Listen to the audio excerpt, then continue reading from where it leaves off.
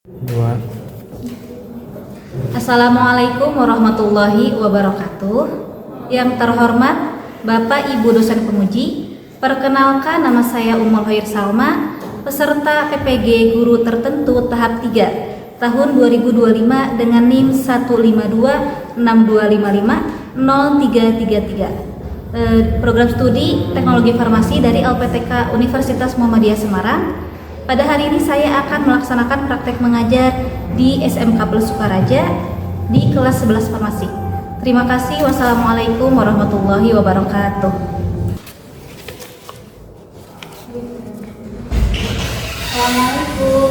Waalaikumsalam.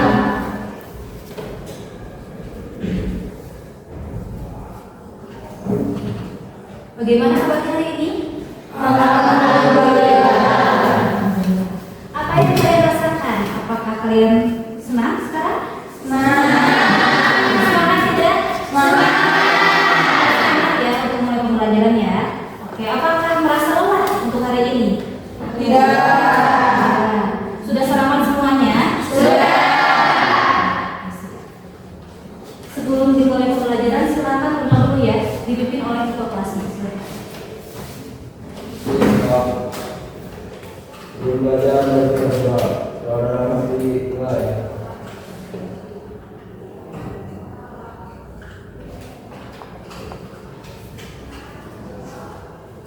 Doa selesai. Bersalam. Assalamualaikum warahmatullahi wabarakatuh. Waalaikumsalam warahmatullahi wabarakatuh. Sebelum dimulai, Ibu akan absen dulu ya semuanya ya.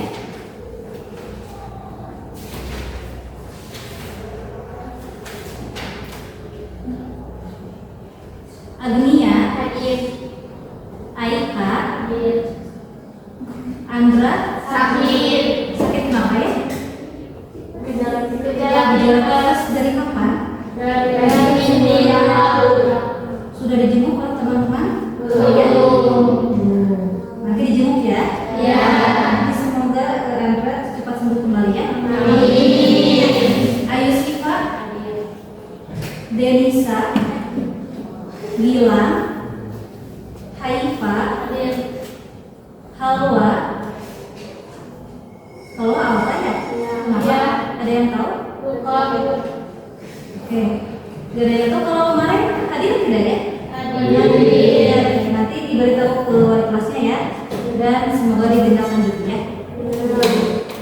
Kaila, Khairul Rofi, izin ke mana ya? Kalau tahu?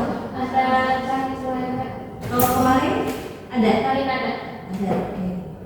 Naila, Nawal, sakit. Semoga cepat sembuh ya. Kalau kemarin ada? Oke. Naira, ada. Nazi, apa? Nanti dikasih tahu ke wali kelasnya ya. Ya. Ramida, ada. Rani, ada. Rasya, Serli, Hadir. Siska, Hadir. Siti Rahma, Hadir. Tiara, Hadir. Zakiatul. Ya. Sebelum mulai pembelajaran, apakah kalian sudah siap untuk mulai pembelajaran? Oke. Coba periksa atribut kelengkapan seragamnya masing-masing. Sudah lengkap semua? Bilang sama Rasya, mana kopiahnya dipakai ya? Oke. Semuanya pakai sepatu warna hitam? Pakai? Sudah lengkap ya? Oke. Nah, coba cek lagi apakah ada sampah di meja kalian masing-masing atau di kolomnya. Silahkan kalau ada sampah dibuang dulu ya.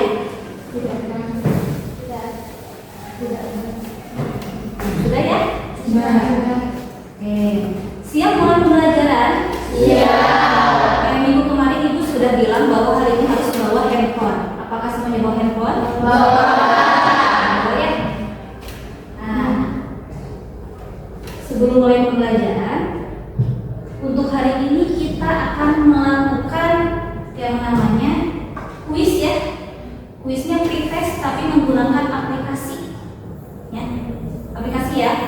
Untuk apa? Untuk pemahaman awal. Nah, silakan untuk kuisnya disiapkan, handphonenya semuanya sudah siap ya. Dipastikan internetnya lancar semua ya.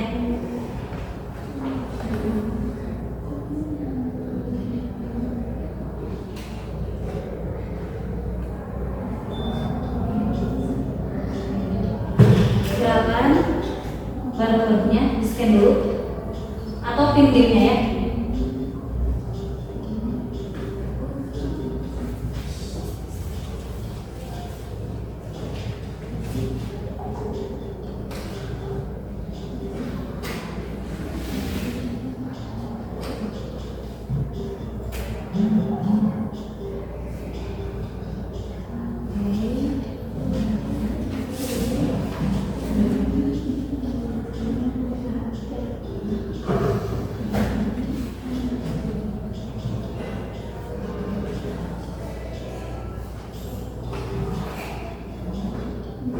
Baru 11 orang yang masuk. Yang belum ada kendala? Dari mana ya? Dari mana?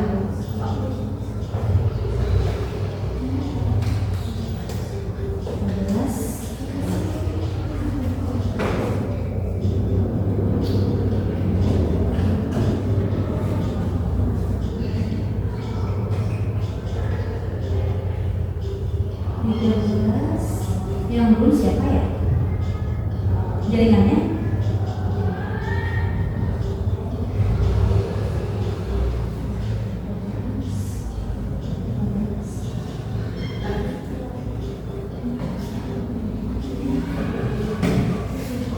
Sudah?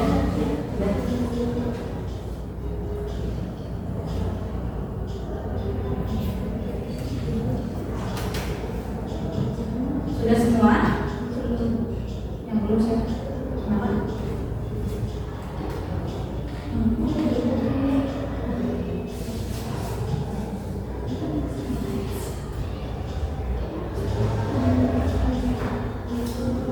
Sudah ya? Berarti sudah semua ya? Sudah. Oke, bisa dimulai sekarang. Jadi ini pretest untuk apa sih? Nanti pretest ini bakal berkaitan dengan materi yang akan nanti kalian itu ya kerjakan, gitu ya. Dimulai dari sekarang ya. Oke, silakan dibaca baik-baik soalnya.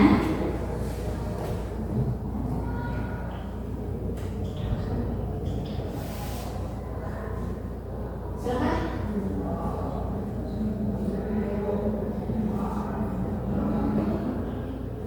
Oke.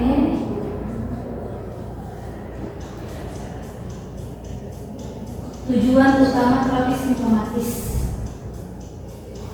adalah meredakan gejala dengan mengobati gejala ada yang jawab benar sama salah ya? Ya. Oke. Siska. Ini nomor 2.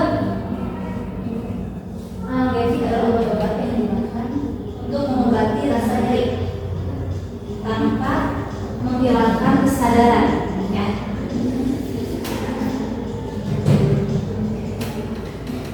Oke. Belum tahu siapa ya? Siska. Oke, Siska masih posisi pertama. Nomor 3 silakan. Antipiretik adalah obat yang digunakan untuk menurunkan demam.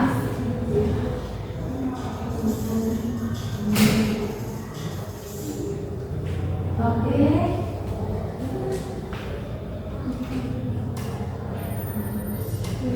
Siska. Oke. Nomor 4 ya.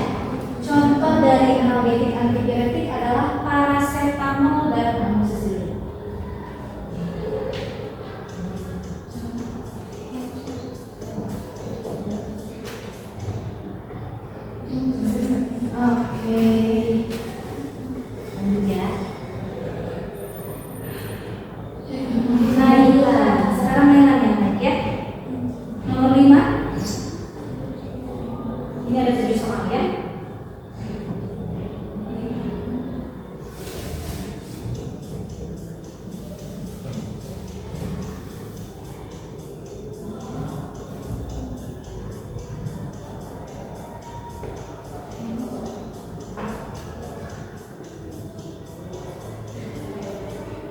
Belum semua benar. Naila sekarang ya. Nomor 6, silakan.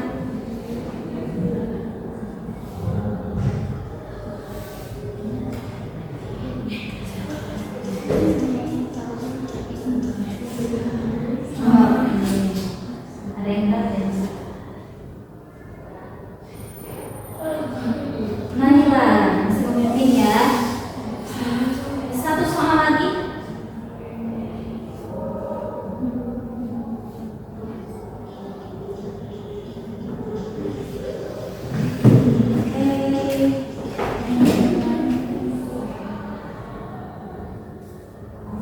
Oke semua.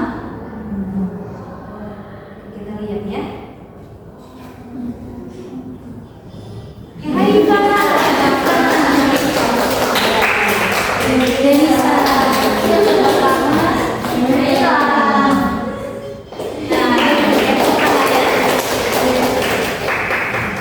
Nah, tapi ini sebagai request aja ya. Jadi untuk pemahaman awal kalian. Bagaimana soalnya? Susah, gampang atau bagaimana?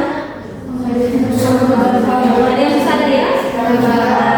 Tapi ada yang tahu jawabannya? Enggak? Tadi ada? Ada yang tidak ya? Oke, nah ini materi ini akan berkaitan dengan materi yang akan dijelaskan hari ini ya.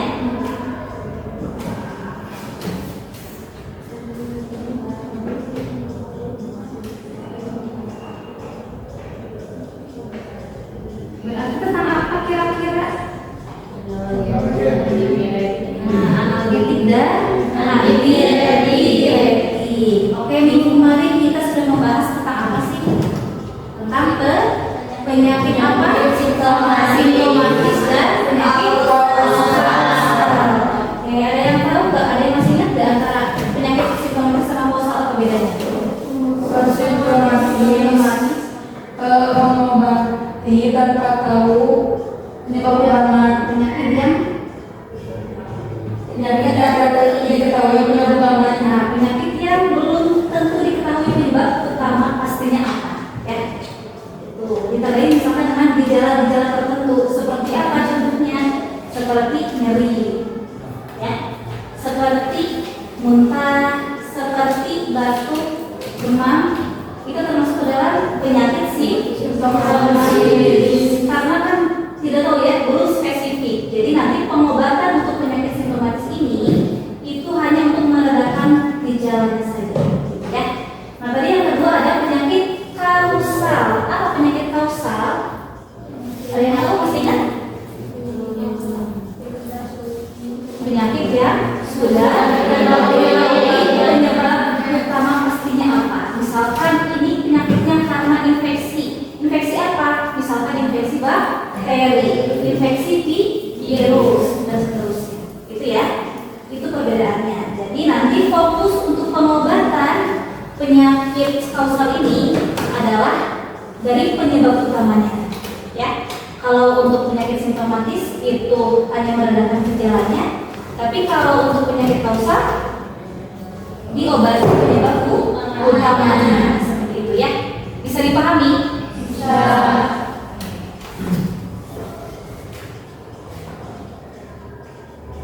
Nah, berarti hari ini kita akan membahas tentang analgetik antidiuretik ya, termasuk ke dalam penggolongan obat simptomatis. Ya. Untuk capaian pembelajarannya itu siswa harus mampu menerapkan pemilihan obat-obatan untuk penyakit yang bersifat simptomatis maupun kausal. Ya. Nah, ini tujuannya. Yang pertama itu mampu menjelaskan perbedaan antara terapi simptomatis dan kausal. Jadi sebelum ke analgetik antidiuretiknya, kalian harus bisa membedakan antara terapi simptomatis sama kausal, ya. Karena ada kaitannya nanti dengan analgetik antidiuretik supaya bisa memahami, gitu ya.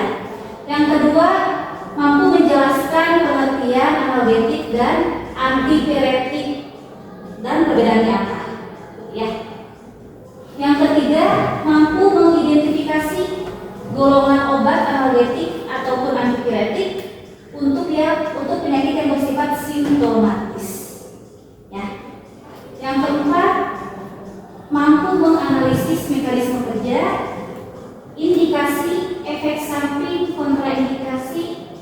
dari golongan obat analgetik maupun antidiuretik.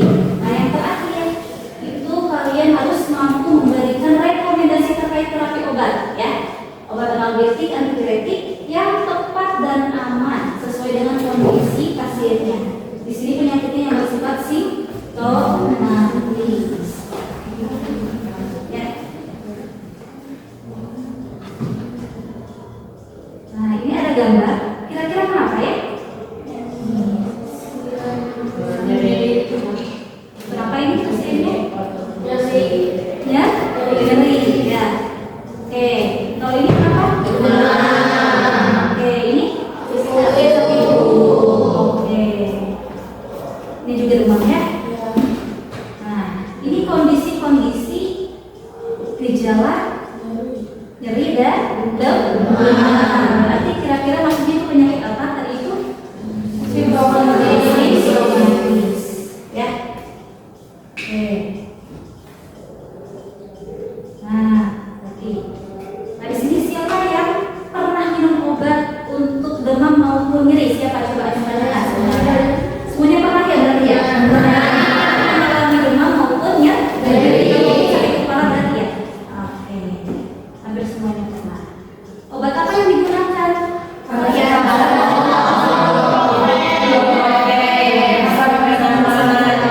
kayak mereknya kalian biasanya pakai apa? Atau misalkan ibu gimana generik? Ibu saya generik atau gimana? Sanmol, betul. Bisa untuk mengatasi apa? Kalau kayak sanmol di sini berarti paracetamol untuk mengatasi nyeri bisa nggak? Bisa. Ya. Jadi tadi obat-obat yang kalian gunakan itu berarti rata-rata paracetamol, ibuprofen, asam, ya. Nah, apa yang kalian rasakan dari minum obat tersebut? Efeknya apa kan?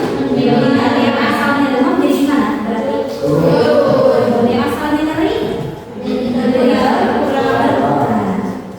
Ya, itu berarti solusinya menggunakan obat analgetik antidiuretik yang nanti akan dijelaskan oleh ibu ya. Oke.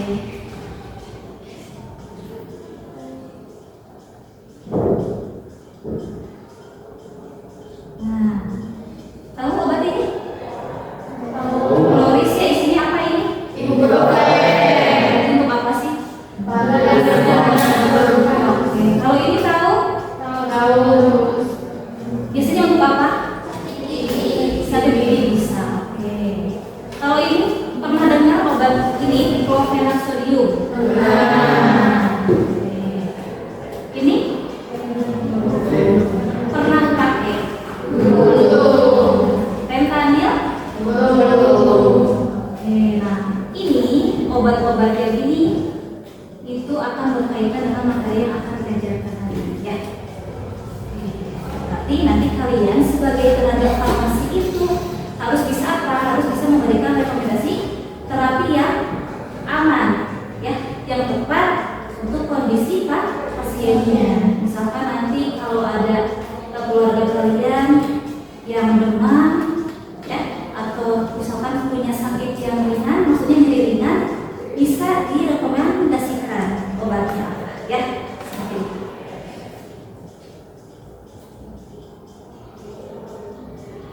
Nah, ini materi yang akan dijelaskan. Jadi sebelum ke analgetik antidiuretik, ibu akan jelaskan dulu apa itu terapi simptomatis sama terapi kausal, ya. Oke. Kalau terapi simptomatis berarti apa? Tujuannya untuk meredakan gejala, ya. Bisa meredakan gejala, mengobati gejala tanpa mengatasi penyebab penyakit, ya. Jadi tujuan atau fokus dari terapi simptomatis ini itu untuk bisa mengurangi, bisa meredakan, mengobati, menghilangkan gejala yang dirasakan oleh pasiennya seperti apa. Misalkan contohnya itu nyeri, maka dihilangkan nyerinya atau diobati nyerinya. Demam, diobati demamnya, gitu ya. Nah, itu fokus dari terapi simptomatis. Meskipun belum diketahui penyebab pastinya apa. Seperti itu, ya. Contoh obatnya apa? Golongan analgetik sama antipiretik. Nah, yang kedua terapi kausal. Terapi kausal ini berarti tujuannya untuk mengobati penyebab utama penyakitnya apa. Ya, di fokus dari terapi kausal ini itu mengatasi penyebab penyakit secara langsung. Jadi diobati penyebab utama penyakitnya, gitu ya. Misalkan penyakitnya itu adanya infeksi bakteri, infeksi virus, maka diobati apanya? Infeksi bakterinya, diobati infeksi virusnya. Seperti itu. Bisa diikuti semuanya? Bisa ya? Bisa. Ada yang ditanyakan dulu sampai sini? Kita lanjutkan ya. Berarti untuk analgetik antipiretik ini masuk ke dalam terapi apa? Simptomatis atau kausal? Simptomatis. Simptomatis. Nah, ini ya. Ini ada analgetik dan antipiretik. Kalau analgetik itu kata lainnya anti nyeri. Kalau antipiretik berarti penurun demam. Ya, analgetik berarti digunakan untuk mengurangi, mengobati, menghilangkan rasa nyeri tanpa menghilangkan kesadaran ya. Bisa digunakan untuk nyeri yang bersifat ringan, sedang, sampai ke berat. Jadi pokoknya nyeri berbagai macam nyeri ya.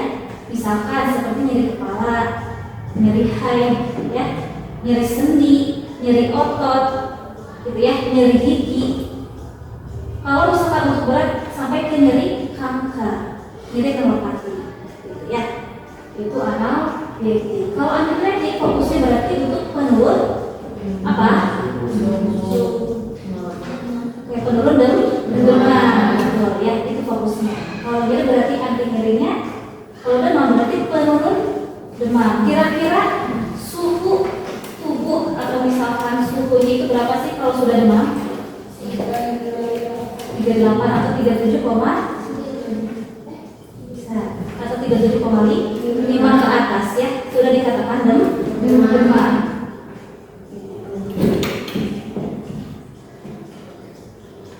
Nah ini ya, ini ada patofisiologi nyeri. Jadi menjelaskan bagaimana sih awal mulanya penyakit ini sampai mengganggu aktivitas di dalam tubuh, gitu ya. Jadi awalnya nyeri itu karena ada suatu kerusakan, ya. Kerusakannya macam-macam. Ada yang karena infeksi atau ada karena cedera atau apapun itu. Di mana kerusakannya? Di membran fosfolipid ini. Membran fosfolipid ini ada di seluruh tubuh ya. Nah, jika ada kerusakan, nanti akan menstimulasi enzim fosfolipase merubah dari membran fosfolipid menjadi asam arakidona. Gitu ya. Nanti setelah asam arakidona itu akan dirubah menjadi prostaglandin oleh enzim apa? Enzim siklooksidgenase. Gitu ya. Kenapa Ibu jelaskan patofisiologinya? Karena ini akan berkaitan dengan mekanisme kerja dari obatnya, ya. Nanti obat analgetik itu kerjanya di sini ya, di sini siklooksidgenase. Jadi dihambat. Nah, yang dihambatnya enzim siklooksidgenase 1 dan 2 ya. Seperti itu. Nah, ini yang enzim siklooksidgenase 2 itu bakal berubah menjadi prostaglandin. Di mana prostaglandin ini itu suatu mediator nyeri, ya, mediator nyeri, mediator inflamasi, mediator demam. Jadi adanya nyeri itu karena diproduksi apanya? Prostaglandinnya, ya. Kalau prostaglandinnya ada, bakal terasa nyeri nggak? Terasa, karena diproduksi prostaglandinnya, ya. Seperti itu. Nah, kalau COX-1 itu berarti siklooksidgenase 1 bakal menghasilkan tromboxan gumpalan darah, prostaspirine melindungi lambung. Gitu ya. Bisa diikuti? Bisa. Bisa? Bisa. Oke. Jadi intinya adanya nyeri karena adanya apa ini? Mediatornya. Nyeri apa yang muncul, apa yang diproduksi di dalam tubuh? Prostaglandin. Ya. Kalau ada prostaglandin maka muncul apanya yang muncul? Rasa nyerinya, inflamasinya ataupun demam. Ya. Oke, kita lanjut. Nah, demam juga sama. Intinya kalau demam di sini itu kalau mulanya demam karena ada pirogen. Ya. Pirogen ini dari mikroorganisme, dari bakteri-bakteri. Ya. Pirogennya bisa berasal dari dalam tubuh maupun luar tubuh. Ya, awal-awalnya dari mana? Misalkan karena adanya infeksi atau toksin ya. Infeksi ini nanti akan apa namanya? Zoonosis ya. Zoonosis itu berarti ke sel darah putih, menyerang ke sel darah putih. Berarti sel darah putih ada yang tahu untuk apa? Pertahanan tubuh, gitu ya. Nanti bakal muncul pirogen, terus nanti bakal merangsang ke endotel hipotalamus. Nah, nanti di endotel hipotalamus nanti bakal membentuk prostaglandin seperti itu yang ini. Nanti muncul karena muncul prostaglandin maka muncul mediator nyerinya, nyeri, panas ataupun apa? Inflamasi. Ya. Kalau nyeri itu dari kerusakan, adanya kerusakan. Kalau demam adanya pirogen penyebabnya. Ya. Nah, sekarang penggolongan analgetik. Dua ya. Ada analgetik, opioid atau narkotik atau sentral.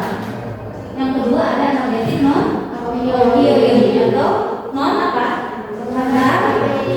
Narkotik ya. Nah, di sini mekanisme kerja obatnya itu menghambat enzim siklooksigenase 1 maupun 2 ya. Ada yang kedua-duanya, ada yang selektif enzim siklooksigenase 2 saja. Di mana nanti akan mengurangi produksi prostaglandin. Ya, kalau dikurangi produksi prostaglandinnya maka berkurang rasa nyerinya dan peradangan di dalam tubuh, gitu ya. Obatnya ini ada paracetamol. Ya, tahu paracetamol? Tahu. Untuk apa berarti tadi teh? Untuk apa? Untuk demam sama nyeri. Tapi kalian biasanya dipakainya untuk apanya sih? Demam ya. Biasa. Yang kedua golongan antiinflamasi non steroid. Ya. Nah, ini ada dua. Ada antiinflamasi non selektif sama yang selektif. Nah, tadi sudah kelihatan ya dari namanya. Kalau antiinflamasi non steroid berarti efeknya ada analgetiknya, ada antipiretiknya, ada antiinflamasinya. Antiinflamasi itu apa berarti?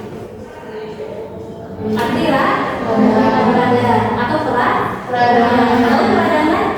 Contohnya kayak peradangan kemerahan, bengkak itu namanya peradangan. Ya. Nah, kalau misalkan ada pasien yang fokusnya itu ke nyerinya, bisa menggunakan analgetik, antiinflamasi non steroid. Ya. Tapi kalau misalkan fokusnya ke demamnya, bisa menggunakan paracetamol. Bisa sebagai penyerinya? Bisa, tapi tidak sekuat analgetik yang lain gitu ya.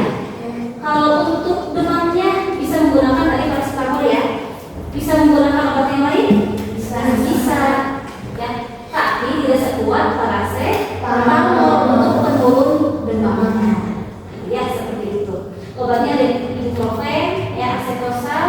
Kalau asetosal itu sekarang biasanya digunakan untuk antiplatelet ya. Antiplatelet ini biasanya digunakan untuk mengurangi penggumpalan darah ya, atau sebagai pengencer darah. Biasanya untuk penyakit seperti stroke atau infak jantung seperti itu ya. Ada diklofena, ada kaliumnya, ada natriumnya. Ya. Nah, kalau kaliumnya biasanya efeknya lebih cepat, kalau natriumnya efeknya lebih kalau kaliumnya itu onset kerjanya lebih cepat.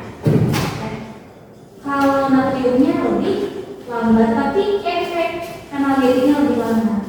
Biasanya kalau cocoknya untuk pengobatan analgetik berkelanjutan ya, seperti itu. Ada indometasinnya, piroksikan, asam amfetamat, naproxen, ketorolac, naproxen, gitu ya. Nah, ada yang selektif. Kalau selektif berarti menghambat enzim siklooksidase 2 saja. Ya. Nah, apakah tadi ingat nggak? Tadi itu kalau enzim siklooksidase 1 hasilnya itu prostasiklin ya. Prostasiklin itu melindungi lambung. Tapi ini dihambat enzimnya. Jadi bagaimana? Bakal dilindungi lagi nggak lambungnya? Tidak.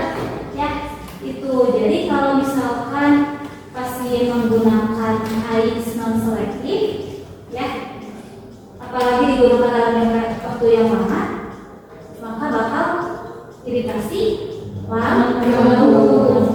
Ya. Nah, kalau yang kedua ini efek samping lambungnya itu bisa dikurangi karena hanya menghambat enzim siklooksidase 2 saja. Obatnya ada seresoxib sama etorisoxib, gitu ya.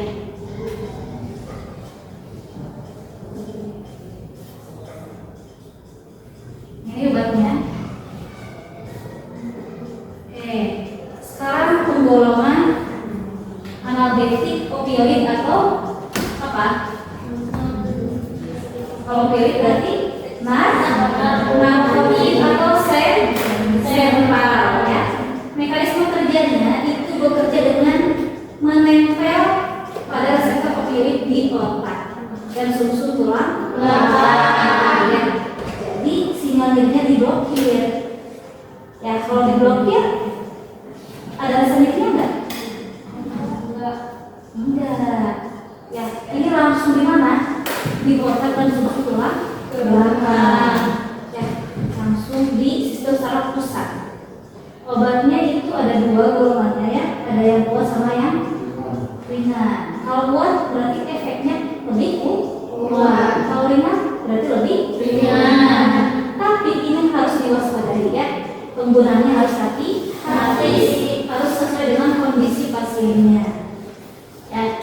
Kenapa? Karena untuk analgetik opioid ini memiliki efek samping yang namanya adiksi. Tahu adiksi? Apa? Tergantung obatnya enggak? Bahaya. Jadi harus hati-hati dan diwaspadai untuk disalahgunakan obatnya seperti itu. Ya. Kalau misalkan penggunaannya itu berlebihan atau dosisnya tinggi, bisa menyebabkan keracunan atau bahkan kematian. Jadi harus hati-hati. Ini obatnya ya. Untuk obatnya. Nah, ini rekomendasi terapi dari WHO ya untuk penata laksanaan yang nyeri. Jadi ini untuk nyeri ringan, sedang sampai berat ya. Itu. Nah, yang step pertama, kalau nyerinya masih ringan, ya misalkan nyeri kepala biasa ya, nyeri otot biasa. Nah, itu bisa menggunakan analgetik normal atau bisa dikombinasi dengan obat tambahan maupun tidak ya. Tapi kalau misalkan pasiennya itu masih merasa sakit ataupun rasa sakitnya menjadi meningkat, maka bisa masuk ke step 2, menggunakan analgetik narkotik yang lemah seperti apa tadi? Kodein ya, kodein tadi ya. Nah, bisa dikombinasi dengan analgetik dikombinasi lagi dengan terapi tambahan atau obat tambahan. Ya. Kalau misalkan nyerinya itu masih tetap atau malah jadi meningkat, maka menggunakan apa? Nah, opioid yang kuat. Bisa dikombinasi dengan analgetik yang lain ataupun obat tambahan yang lain. Ya. Jadi kalau nyeri ringan menggunakan step yang pertama, kalau yang nyeri sedang bisa menggunakan step pertama dulu ya, baru ke step 2. Tapi kalau untuk nyeri berat bisa langsung ke step 3. Seperti itu ya. Seperti apa contohnya? Kalau nyeri berat? Nyeri gitu ya. Seperti itu.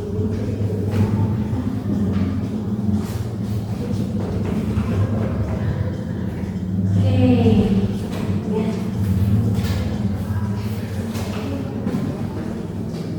Oke, sampai sini materinya ada yang ditanyakan? Oke, tidak. Pertanyaannya apa tidak? Ibu, bagaimana jika obat analgetik opioid digunakan untuk pasien dengan nyeri ringan hingga sedang? Ibu tahu dulu ya. Ada lagi? Oke, Mairan. Apakah obat anti-inflamasi bisa digunakan untuk pasien dengan penyakit lambung? Penyakit lambungnya tadi ya. Kalau ini digunakan untuk nyeri ringan sampai sedang ya. Ya, Ibu jawab pertanyaan dari untuk Kamila dulu. Jadi, kalau obat analgetik narkotik digunakan untuk nyeri ringan sampai sedang itu sudah boleh. Kenapa? Karena tadi efek sampingnya yang lebih besar, meskipun efeknya lebih kuat, efek analgetiknya, tapi memiliki efek samping yang membahayakan juga. Kenapa? Karena yang pertama tadi bisa atau enggak benar-benar bisa disalahgunakan, gitu ya, ataupun bisa jadi depresi pernapasan. Artinya pernapasan menjadi lambat, bahaya tidak? Iya ya. Jadi harus digunakan sesuai dengan kondisi pasiennya. Kalau misalkan nyeri ringan sampai sedang, bisa menggunakan analgetik, non-narkotik seperti itu ya. Itu cukup. Bisa dipakai terus. Untuk Nailan dari apakah obat analgetik anti-inflamasi dan spray ini bisa apa bagaimana? Apakah obat anti-inflamasi bisa digunakan untuk pasien dengan riwayat penyakit lambung? Oke, jawabannya bisa, tetapi harus digunakan hati-hati. Kenapa? Tadi karena kalau untuk obat AIS ini efek sampingnya akan mengiritasi lambung, apalagi digunakan dalam jangka waktu yang panjang atau lama ya, seperti itu. Jadi solusinya seperti apa? Misalkan dari obatnya, pemberian obatnya itu sebaiknya digunakan setelah makan, ya, ataupun dikombinasi bisa ya dengan apa? Dengan obat lambung. Seperti apa contohnya? Ada yang tahu? Roma. Ada lagi nggak? Milanta. Ada lagi? Seperti apa? Oke. Omeprazol bisa ya? Ranitidin bisa? Bisa. Oke. Oke, gitu ya. Jadi kalau misalkan solusi yang lain itu obatnya dikombinasi dengan apa? Dengan obat lambung. Penggunaannya jangan berbarengan ya. Harus sejeda waktunya ya. Kalau obat lambung biasanya kapan makannya? Minumnya? Sebelum makan. Nah, untuk obat analgetiknya setelah makan, ya. Nah, terus ada solusi lain, bisa menggunakan obat analgetik yang selektif menghambat COX-2 seperti apa tadi contoh obatnya? Celecoxib. Ya. Karena itu mengiritasi lambungnya rendah, ya. Tapi obatnya mahal ya. Jadi mungkin solusi lain dikombinasi ya dengan apa? Obat lambung seperti itu ya. Jadi yang pertama harus setelah makan, bisa dikombinasi ataupun menggunakan obat lain yang selektif COX-2 kerja obatnya seperti celecoxib.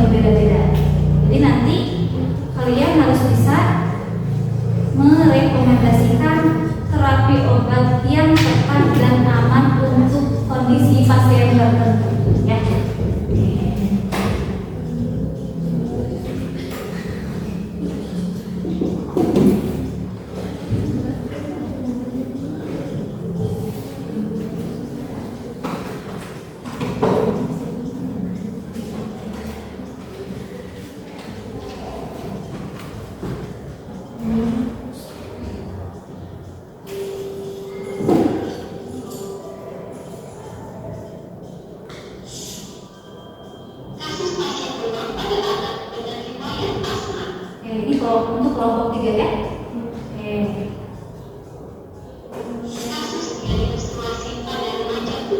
Ini untuk kelompok pertama ya. Ya. Nah, terakhir ini.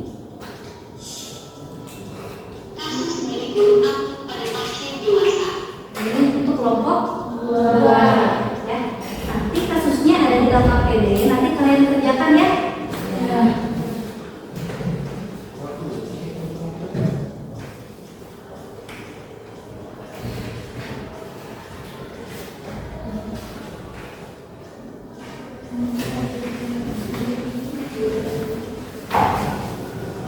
Ini pengerjaannya kalian untuk referensinya bisa menggunakan internet ya.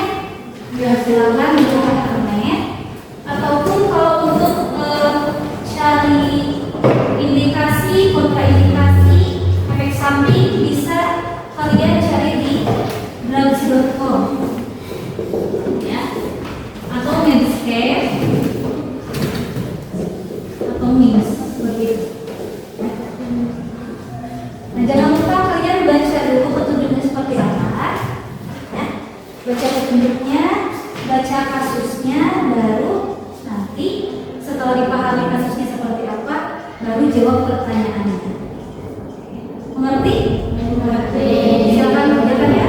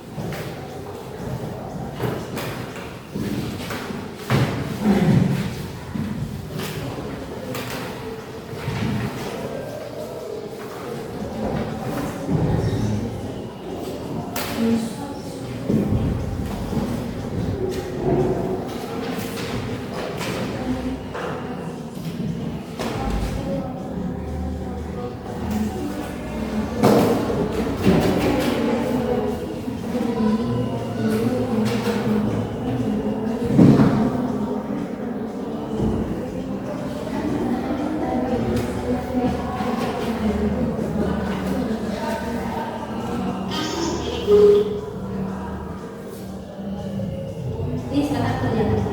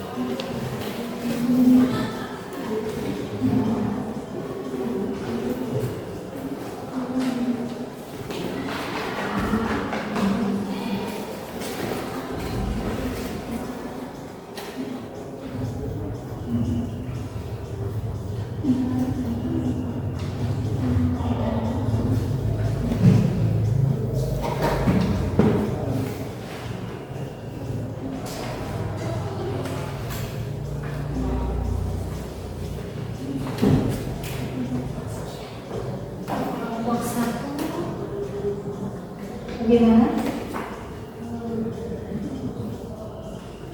Bisa? Bisa. Ada kendala tidak? Tidak. Belum. Masih diskusi ya? Untuk kelompok 2 bagaimana? Ada kendala? Tidak ada. Masih lanjut diskusi berarti ya? Ya. Kelompok 3? Ada kendala? Tidak. Masih lanjut ya diskusinya?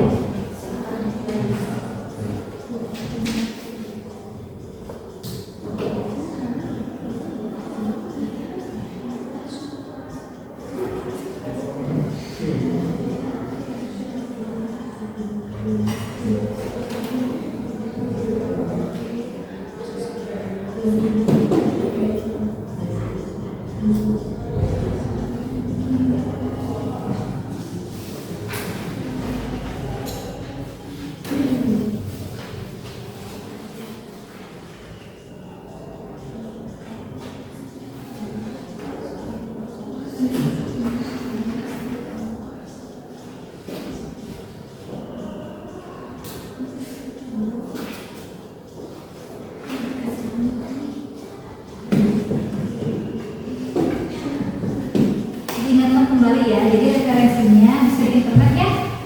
Kalau untuk indikasi, kontraindikasi dan efek samping itu bisa cari di drugs.com atau Medscape ataupun MIMS ya. Pilih aja salah satunya.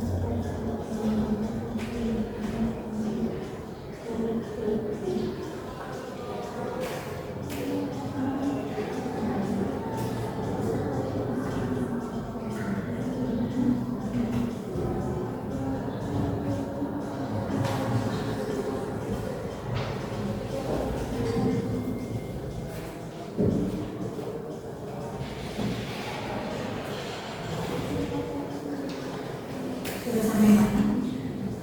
Baru nomor berapa? Ya. Tapi kalian itu tentang menstruasi pada remaja. Iya. Disebutkannya tadi berapa ini? Pada hari itu pertama ya. Obat yang digunakan yang efektif ya untuk meredakan nyeri menstruasinya.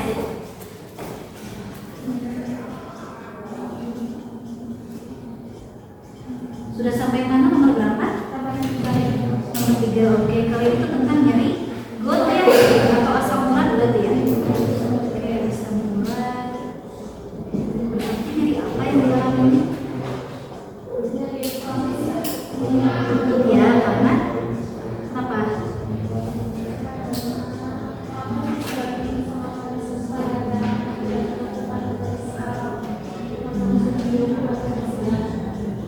Informasi aku ya, karena ada serangan tiba-tiba gitu ya, serangan nyeri ini ya. Nanti pilih obat yang paling tepat ya apa ya? Silahkan lanjutkan. Kelompok 3 sudah sampai nomor berapa? Ya. Ini tentang demam pada anak-anak riwayat ini harus hati-hati ya, karena masih anak. Sini duduk. Obat yang paling aman untuk pasien anak ini dengan riwayat asma ya, yang paling tepat. Nah, jangan lupa ini dosisnya harus diperhatikan juga ya, karena kenapa? Dosis untuk anak sama dewasa, anak sama dewasa beda ya. Untuk anak-anak berarti lebih kecil atau lebih besar? Jadi harus disesuaikan dengan umurnya. Silakan dilanjut.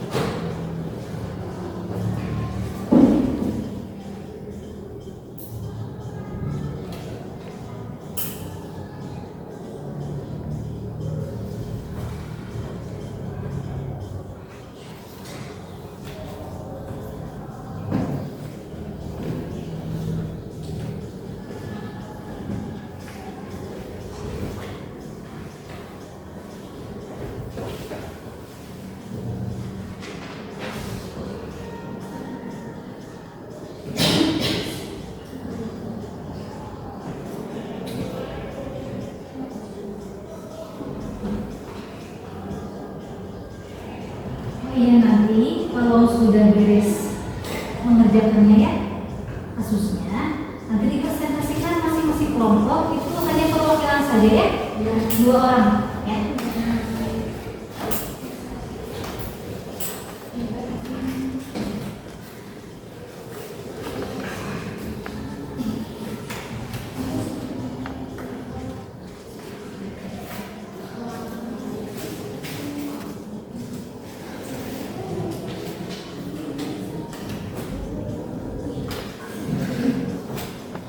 Ada kendala lagi? Sedikit lagi ya. Mencari referensinya bisa kali aman. Kalian pakai yang mana?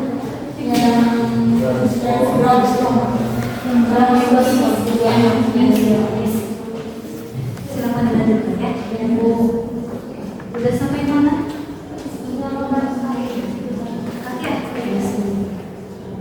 Jadi untuk mencari indikasi indikasinya menggunakan yang mana? Dari dia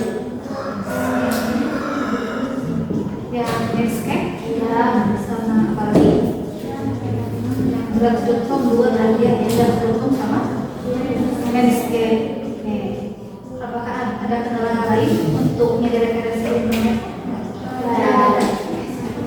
Dilanjutkan ya.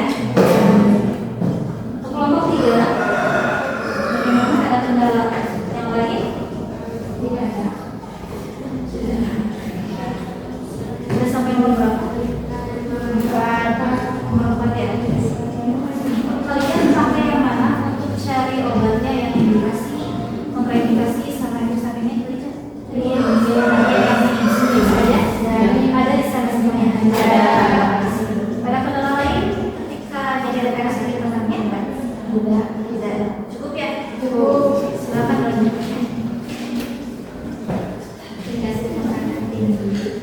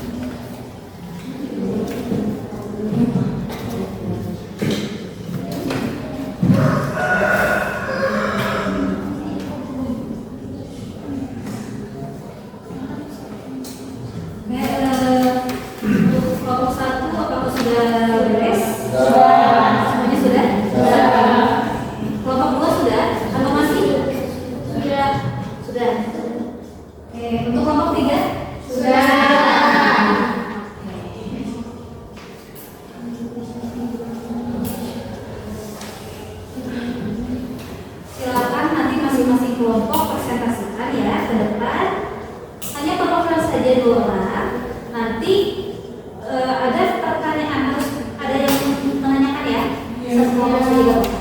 Ya.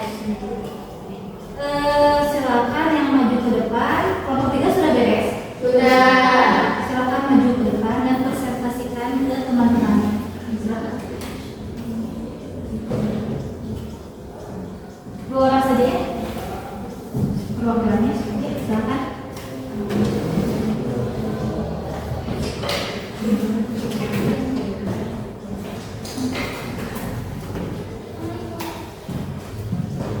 Assalamualaikum warahmatullahi wabarakatuh. Waalaikumsalam warahmatullahi wabarakatuh. Teman-teman kelompoknya silakan perhatikan ya. Iya. Kami dari kelompok 3 akan memaparkan analisis studi kasus kami yang di sini ada anak David, anak laki-laki usia 7 tahun datang ke apotek dengan keluhan demam 38,7 derajat Celcius. Sejak pagi, ia memiliki riwayat asma dan sedang tidak mengonsumsi obat penting. Orang tuanya meminta saran obat penurun demam yang aman untuk kondisi anaknya. Di sini ada 4 pertanyaan. Pertanyaan yang pertama, obat antipiretik apa yang paling aman diberikan kepada anak David? Jelaskan alasannya. Obat antipiretik paling aman adalah obat paracetamol karena paracetamol adalah antipiretik dan analgesik yang paling aman untuk anak-anak termasuk yang memiliki riwayat asma. Tidak memicu bronkospasma atau reaksi alergi seperti beberapa AIN. Dapat digunakan sesuai dosis tanpa resiko terhadap saluran nafas. Yang kedua, sebutkan indikasi, kontraindikasi, serta 2 efek samping yang mungkin terjadi dari penggunaan obat tersebut. Indikasinya adalah demam, nyeri ringan hingga sedang, misalnya nyeri kepala, nyeri otot, atau nyeri gigi. Kontraindikasinya gangguan hati berat, alergi terhadap paracetamol, efek sampingnya gangguan hati jika dikonsumsi berlebihan. Yang kedua, reaksi alergi ringan seperti ruam kulit. Yang ketiga, antipiretik apa yang perlu dihindari pada anak dengan riwayat asma dan mengapa? Antipiretik yang perlu dihindari adalah ibuprofen dan aspirin karena ibuprofen dan aspirin termasuk golongan AINS yang dapat memicu bronkospasma pada anak dengan riwayat asma. Aspirin juga beresiko menyebabkan sindrom Reye, kondisi langka namun serius yang menyerang hati dan otak pada anak.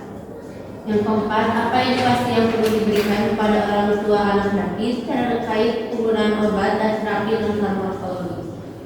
Edukasi untuk orang tua anak David adalah A. Penggunaan obat, gunakan paracetamol sesuai dosis anak, biasanya 10 sampai 15 mg atau per kilogram BB setiap 4 sampai 6 jam, maksimal 4 kali sehari.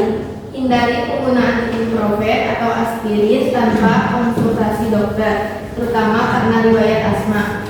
Pastikan anak cukup minum. Jangan mencampur beberapa obat demam tanpa petunjuk tenaga kesehatan.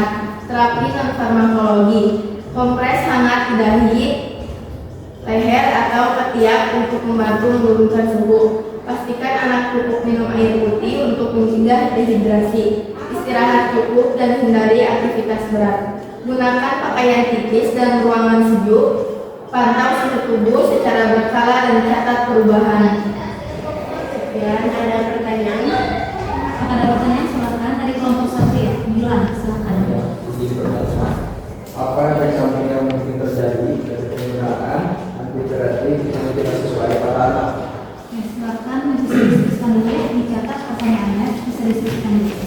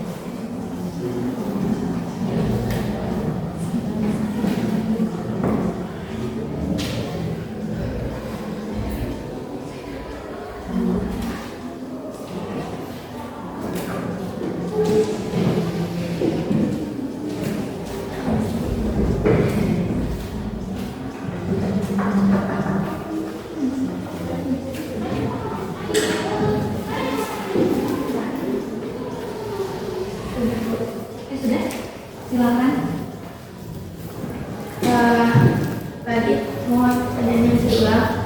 Apa resiko yang mungkin terjadi dari penggunaan antipiratik yang tidak sesuai para anak? Efek samping yang mungkin terjadi dari penggunaan antipiretik yang tidak sesuai pada anak adalah bronkospasme atau serangan asma mendadak. Ini biasa terjadi jika anak dengan riwayat asma diberi ibuprofen atau aspirin. Yang kedua, gangguan pencernaan seperti nyeri lambung atau mual pada golongan air seperti ibuprofen dan dapat menyebabkan iritasi lambung, nyeri ulu hati atau bahkan bengkak lambung jika digunakan berulang tanpa makan. Yang ketiga, kerusakan hati atau ginjal jika dosis berlebihan. Yang keempat, reaksi alergi berat seperti urtikaria atau anafilaksis. Cukup bilang dimengerti. Teman-temannya bagaimana? Dapat dimengerti? Silakan ditutup aja. Kita untuk kelompok 3 ya.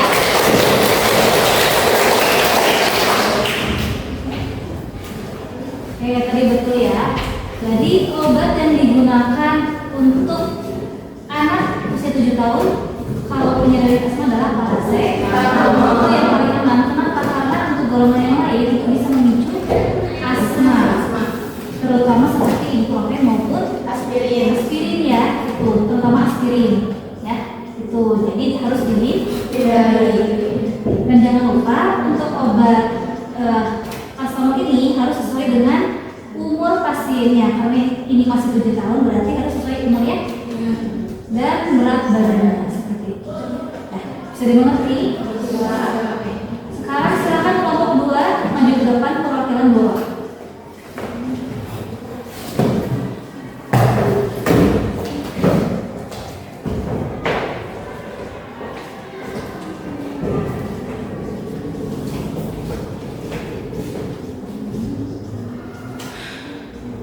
Assalamualaikum warahmatullahi wabarakatuh. Waalaikumsalam warahmatullahi wabarakatuh. Kami di sini akan mempresentasikan studi kasus tentang nyeri perut akut pada pasien dewasa. Tuan H usia 52 tahun datang ke apotek dengan keluhan nyeri hebat dan bengkak pada sendi ibu jari kaki kanan sejak semalam. Ia memiliki riwayat asam urat, gout, dan pernah mengalami serangan serupa sebelumnya. Ia tidak memiliki riwayat penyakit lambung atau pinggang. Tuan H meminta obat untuk meredakan nyeri dan bengkaknya. Di sini ada 4 pertanyaan. Yang pertama, apa jenis nyeri yang dialami oleh Tuan H? Nyeri inflamasi akut yaitu nyeri yang disebabkan oleh proses peradangan akibat penumpukan kristal monosodium urat di sendi. Ciri khasnya yang satu, nyeri hebat, mendadak dan terlokalisasi. Yang kedua, disertai bengkak, kemerahan dan rasa panas. Yang ketiga, umumnya menyerang sendi,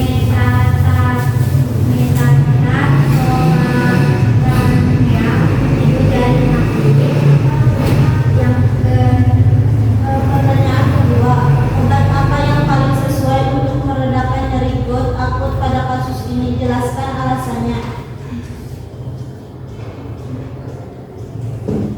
Termasuk golongan yang INS yang efektif untuk nyeri inflamasi akut seperti gout dibandingkan INS lain.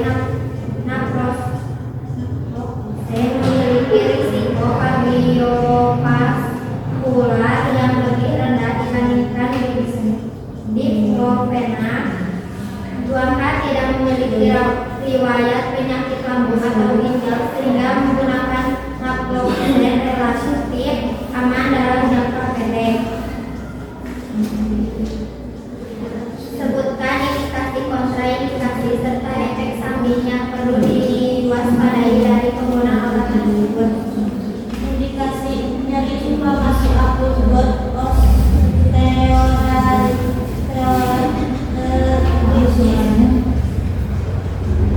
Indikasi nyeri inflamasi akut gout osteoarthritis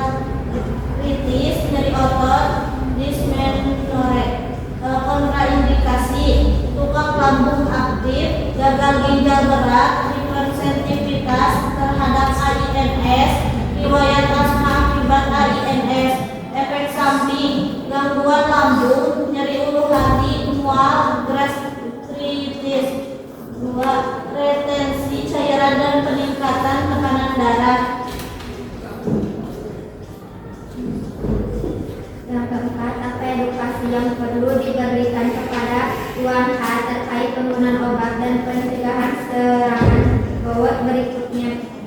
Penggunaan obat. Yang pertama, gunakan naproxen sesuai dosis, misalnya 250 sampai 500 mg 2 kali sehari, maksimal 1000 mg atau hari. Yang kedua, konsumsi setelah makan untuk mengurangi iritasi lambung. Yang ketiga, jangan digunakan lebih dari 5 hari tanpa evaluasi medis. Yang keempat, hindari penggunaan bersama dengan obat lain yang bersifat iritatif lambung, misalnya aspirin, kortikosteroid. Pencegahan serangan berikutnya.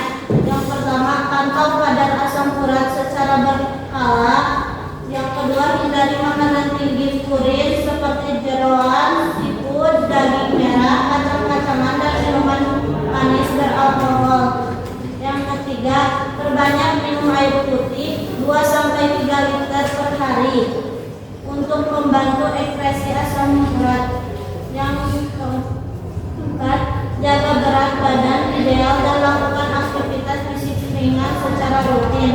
Yang kelima, konsultasi ke dokter untuk mempertimbangkan penggunaan obat penurun kadar asam urat seperti allopurinol tidak digunakan saat serangan akut. Yang terakhir, hindari stres dan trauma pada sendi. Oke. Apakah ada yang ingin ditanyakan? Silakan kelompok 3. Bagaimana jika pasiennya mengalami gerd akut dan memiliki riwayat penyakit lambung? Obat apa yang direkomendasikan? Bisa diskusikan dulu ya, silakan.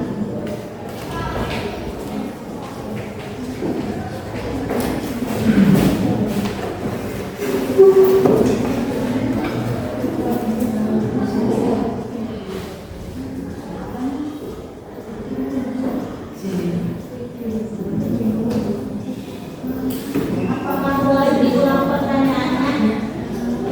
Bagaimana jika pasiennya mengalami gerd akut dan memiliki riwayat penyakit lambung? Obat apa yang direkomendasikan?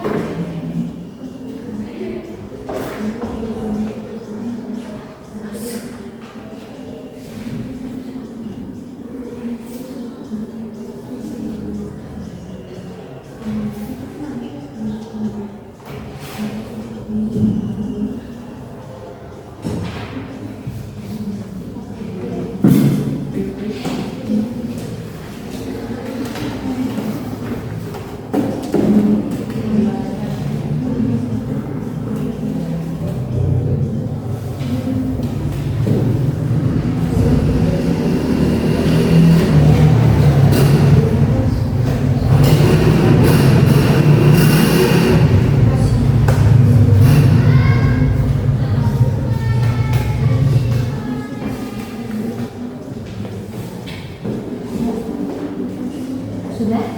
Ya, silakan.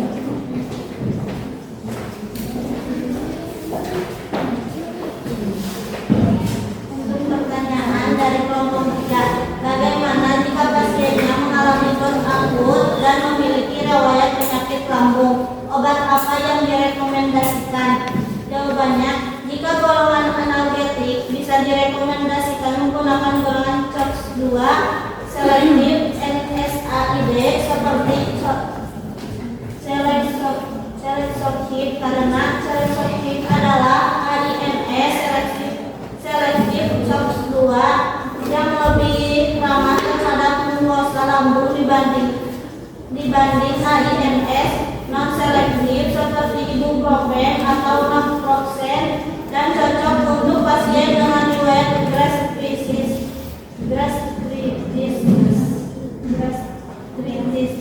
atau luka lambung, terutama jika digunakan jangka pendek dengan sesuai dosis.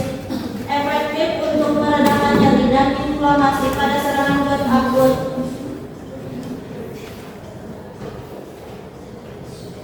Catatan penting, tetap ada risiko lambung meskipun lebih rendah, sebaiknya tetap diberikan bersama pelindung lambung seperti PPI, proton pump inhibitor dengan contoh obat omeprazol dan sosprazol. Hati-hati pada pasien dengan risiko kardiovaskular,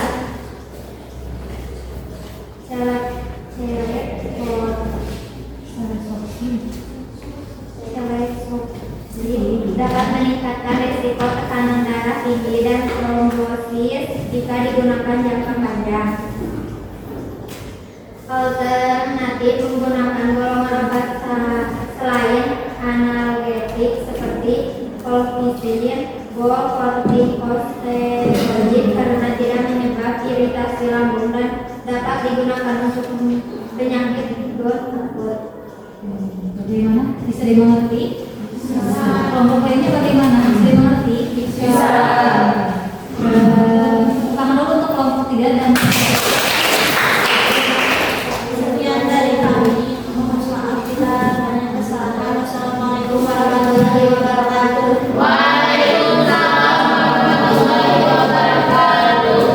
tadi betul ya, obat yang digunakan adalah naproxen ya, karena termasuk dalam antiinflamasi kronik. Dan itu bisa digunakan untuk nyeri sendi seperti GERD akut gitu ya. Oke, silakan kelompok 1.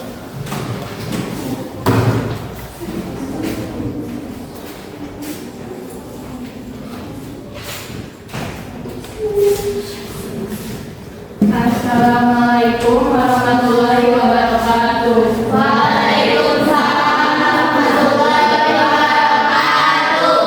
Kami di sini akan mempresentasikan hasil studi kelompok kami, yaitu tentang nyeri menstruasi pada remaja putri.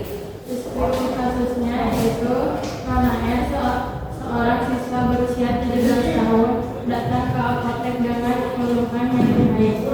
Hari pertama, ia merasa perut bagian bawahnya keras dan tidak nyaman untuk belajar. Ia tidak memiliki riwayat penyakit lambung dan belum pernah mengonsumsi obat nyeri sebelumnya. Ia meminta saran obat yang bisa membantu meredakan nyeri tersebut. Dan di sini juga ada pertanyaan. Yang pertama, obat analgetik apa yang paling sesuai untuk kasus Nona R? Jelaskan untuk obat analgetik yang paling sesuai untuk Nona R yaitu golongan AINS, berarti asam ekrenama dan ibuprofen. Untuk ibuprofen karena efektif untuk nyeri haid yang dapat menghambat produksi prostaglandin, penyebab utama kembang lahir. Keunggulan dari ibuprofen ini yaitu cepat bekerja, aman untuk penggunaan jangka pendek dan tidak memerlukan resep dalam singkat. Yang kedua ada obat asam ekrenama karena obat ini termasuk dalam AINS yang juga dapat menghambat produksi prostaglandin dan memiliki efek antiplasmodik ringan. Keunggulannya yaitu banyak digunakan secara luas untuk diasmorek atau nyeri haid, tidak memerlukan resep dokter dan tetap pengawasan. Dan yang kedua sebutkan indikasi, kontraindikasi serta dua efek samping yang mungkin terjadi dari penggunaan obat tersebut. Yang pertama ada obat ibuprofen, indikasinya yaitu nyeri ringan hingga sedang termasuk nyeri haid. Kontraindikasinya yaitu luka lambung aktif, gangguan ginjal berat, alergi terhadap NSAID. Efek samping umumnya yaitu iritasi lambung dan pusing ringan. Untuk obat asam ekrenama yaitu indikasinya nyeri haid, nyeri otot dan nyeri sendi. Kontraindikasinya luka lambung, gangguan hati atau renal berat dan alergi NSAID. Untuk efek samping umumnya yaitu mual, nyeri hati dan iritasi lambung. Yang ketiga, edukasi dan penggunaan obat yang aman yang perlu diberikan kepada anak terkait penggunaan obat analgetik. Untuk edukasinya, yaitu yang pertama bisa dijelaskan bahwa nyeri haid disebabkan oleh kontraksi rahim akibat prostaglandin dan obat bekerja dengan menghambatnya. Yang kedua, jika nyeri sangat berat atau disertai gejala lain seperti demam dan pendarahan berlebihan, segera konsultasi ke dokter. Yang ketiga, dihindari konsumsi bersama dengan kopi, soda, atau obat lain yang mengandung NSAID tanpa pengawasan. Yang keempat, simpan obat di tempat sejuk dan jauh dari jangkauan anak-anak. Untuk cara penggunaan yang amannya, yaitu pertama bisa konsumsi obat setelah makan untuk mencegah iritasi lambung. Yang kedua bisa menggunakan dosis sesuai anjuran pada kemasan atau petunjuk dari apoteker. Yang ketiga dapat berhenti jika nyeri sudah hilang. Demikian, apakah ada yang ditanyakan? Kelompok 2 Bagaimana cara minum obat atau farmakologi untuk eliminasi? Untuk pertanyaannya kami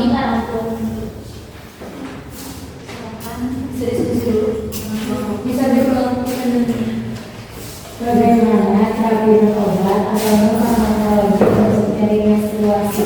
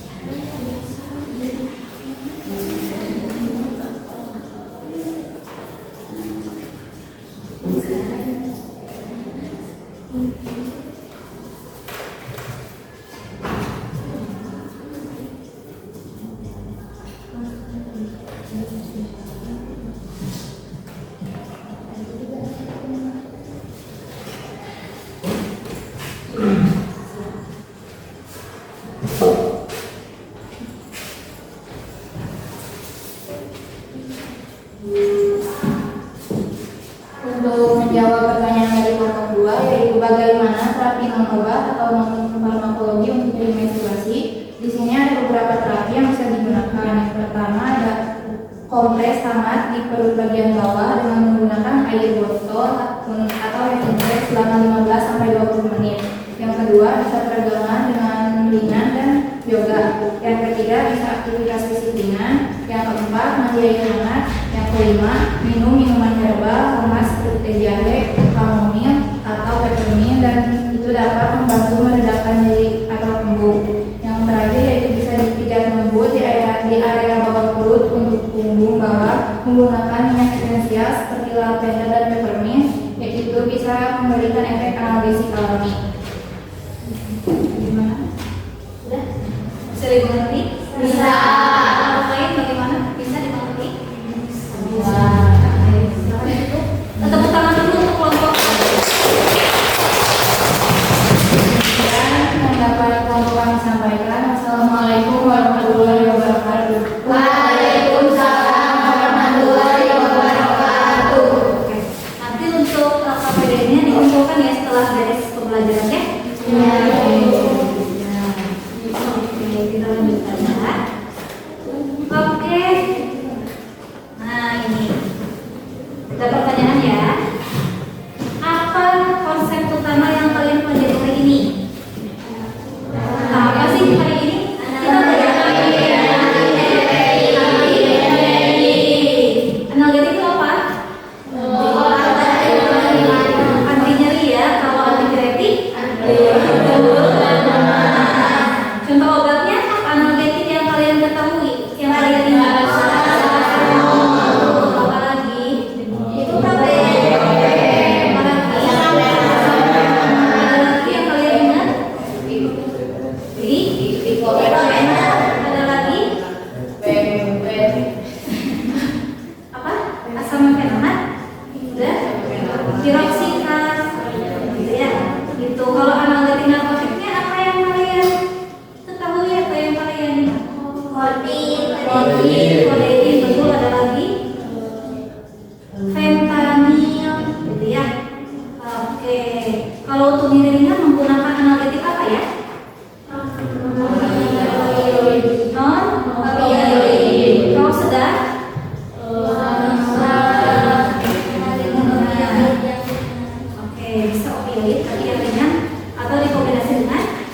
Nama biologi ya. Kalau sudah berat, biologi yang kuat. Oke, gitu ya. Nah, bagaimana kalian bisa menerapkan ini di kehidupan nyata? Ada yang bisa menjawab? Tidak. Ada yang bisa? Ini pertanyaan ini relevan nggak nanti sama di dunia kehidupan sehari-hari ya, atau di dunia kerja maksudnya? Relevan tidak? Relevan. Ya. Jadi bagaimana? Ada yang bisa menjawab? Ayo silakan. Ayo gak apa-apa. Jawab aja. Ya silakan. Jika mengalami pusing atau ringan, bisa terlebih dahulu dengan paracetamol yang sering atau panas.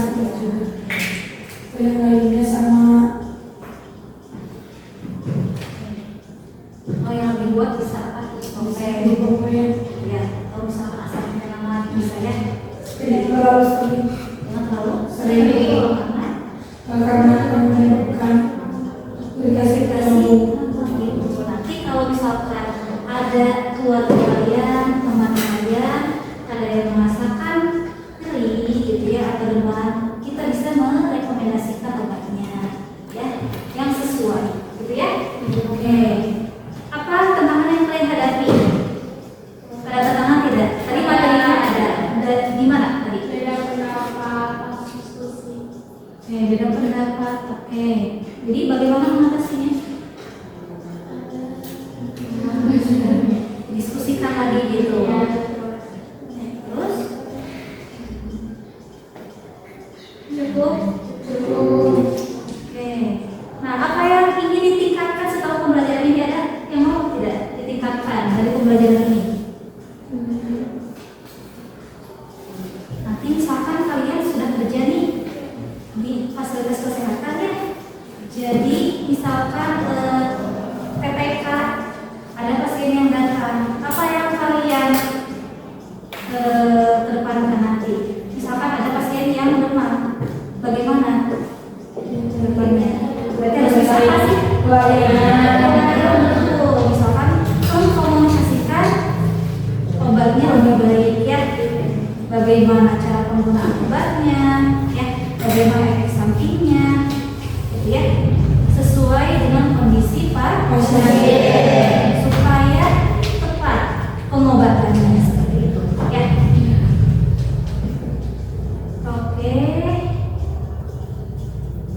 Nah, sebelum ditutup kita ada kuis lagi ya. Buat apa? Buat apakah kalian paham untuk materi ini? Ya, seperti itu.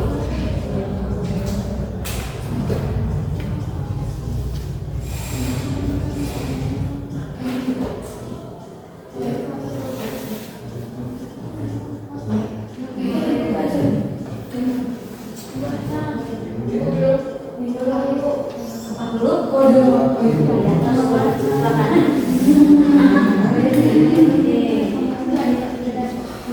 Di posternya ya. Jadi untuk pemahaman kalian, apakah kalian memahami materi ini atau bagaimana? Ya, seperti itu. Silakan scan dulu barcode-nya. Dipastikan internetnya lancar ya.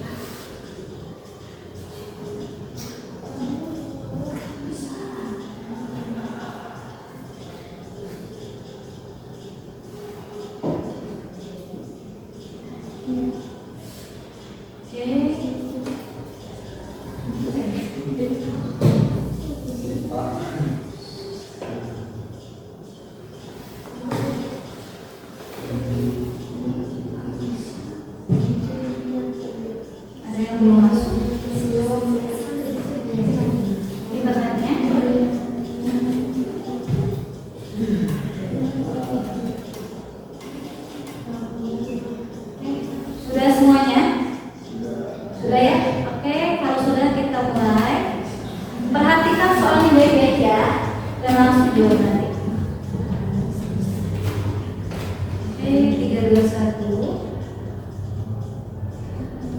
Oke, silahkan baca baik-baik pertanyaannya.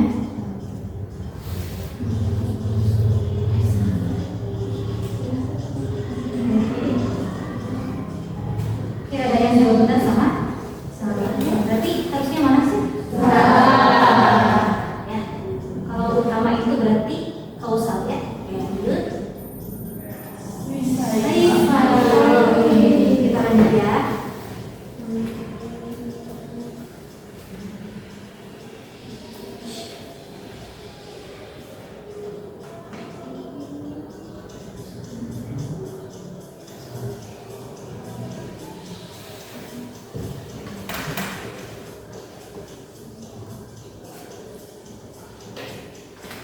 Kelihatan semuanya? Oke, betul ya. Jawabannya benar atau salah tadi? Bisa.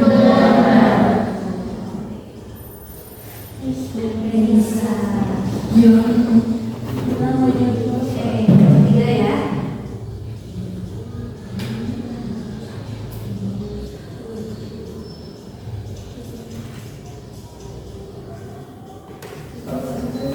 Oke, harusnya benar atau salah? Ada yang belum salah sama orang? Benar lagi ya tadi nanya? Oke.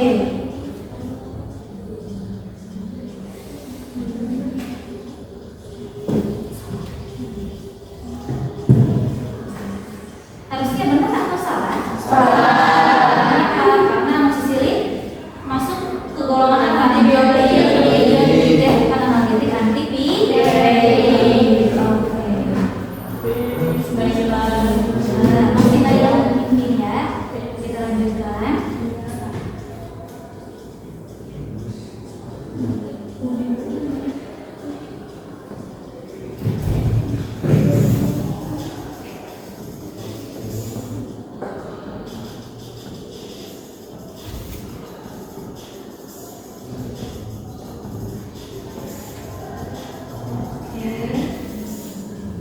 Benar atau salah? Benar.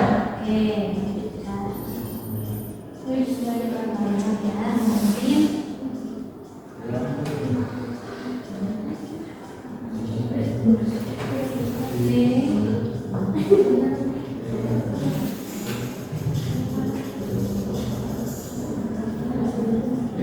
Harusnya benar atau salah? Salah. Ya, harusnya magnetik ya. Oke, kita lanjutkan. Temanya masih mungkin satu soal lagi.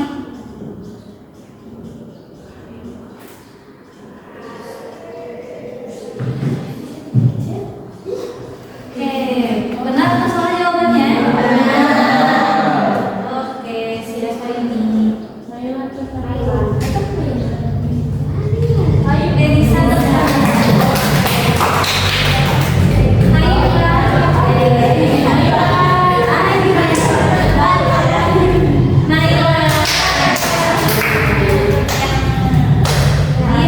Ini untuk melihat sejauh mana kalian memahami materi.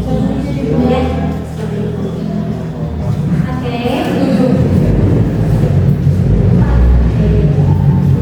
Untuk hari ini mungkin cukup sekian ya.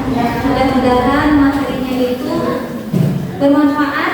Amin. Ya, semuanya ya. Dan yang paling penting itu bisa diterapkan dalam kehidupan sehari-hari maupun nanti di dunia kerja. Seperti itu ya. Untuk minggu depan insya Allah akan menjelaskan materinya tentang masih penggolongan obat simptomatik yaitu antidiare. Ya. Oke. Sebelum ditutup silahkan baca hamdalah bersama-sama dulu ya.